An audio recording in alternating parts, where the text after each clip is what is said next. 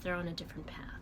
If you were to say, maybe if we're looking at fruit and you're a peach growing on a peach tree, and you're comparing yourself to these apples that you see, wishing that you could be more like them, but you are your own unique version of what God created you to be. So by trying to be someone that you're not, you rob other people of experiencing God's best in your life. You rob other people from experiencing the person that God has called you to be, because instead of walking in it, you're distracted. You're looking at what other people are doing. So with that, I'll leave you 2 things to think on when we are looking at focusing on our own assignment. Number 1 is that no one else can be you. So instead of focusing on how other people have all of these things going on in their life and how you can be more like them, to start to appreciate the gifts that God has given you, and even the message that you have to share with the rest of the world that might be similar to someone else's. I've heard a couple of podcasters mention before this saying, and it rings so true to me, that someone is waiting for you to say what God has called you to say the way God has called you to say it.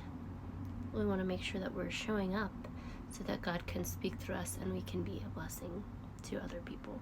Because when we're following God and we're blessing other people that way, it not only blesses them, but it blesses us as well. I love you guys so much. I hope this video was a blessing to someone today. And with that, I will leave you with one more note to ponder around sticking to your own assignment. The second note that we want to remember is to not overanalyze it.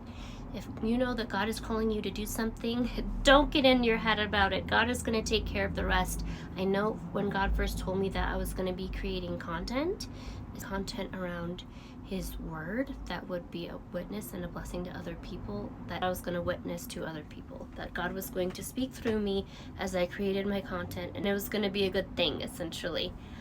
I spent a lot of time over analyzing everything. At first I had these long scripts that I written out in preparation for my content, but when God's called you to do something, when you're walking in your purpose, often it will just feel like breathing. There's the flow that comes with that. God is going to open doors for you when you're walking on the path that He has called you to be on.